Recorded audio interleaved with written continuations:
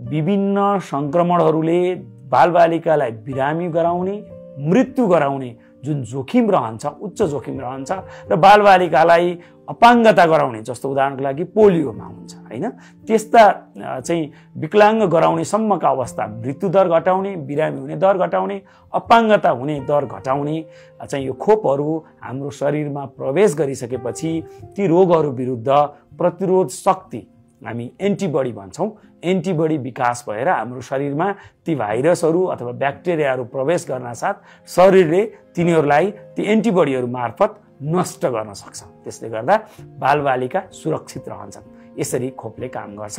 खोप सकेसम्म उमेर बमोजिम नै लगाऊ। त्यसले गर्दा हाम्रो बालबालिका, हाम्रो शिशु, नवजात शिशु आफ्नो उमेरमा जुन जोखिम हुन सक्छ त्यो जोखिमबाट छिटै बच्छ। केही गरी त्यो मौका गुमिहाल्यो भने पनि 5 वर्षभित्र पटक लगाउन मिल्ने रहन्छ। त्यसैले स्वास्थ्य कर्मी र स्वास्थ्य संस्थाको सहायताले त्यो गरौँ। यसबारेमा स्वास्थ्य कर्मीहरूले छुटेको खोप लगाउनुहुन्छ। यसै वर्ष हामी यही वैशाख 31 गते छुटेका बालबालिकाहरूलाई खोप लगाउने एउटा महाअभियानमा पनि छौँ। हामी मात्र सुरक्षित रहेर, हाम्रो बालबालिका मात्र सुरक्षित रहेर चाहिँ यो समाज सुरक्षित हुन सक्दैन।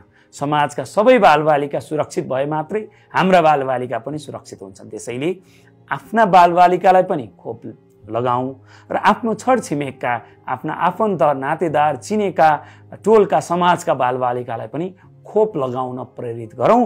यो निशुल्क हामीलाई नेपाल सरकारलाई प्राप्त भएका खोपहरू बालबालिकाको सुरक्षाका लागि, बालबालिकाको स्वास्थ्यका लागि महत्त्वपूर्ण छन्।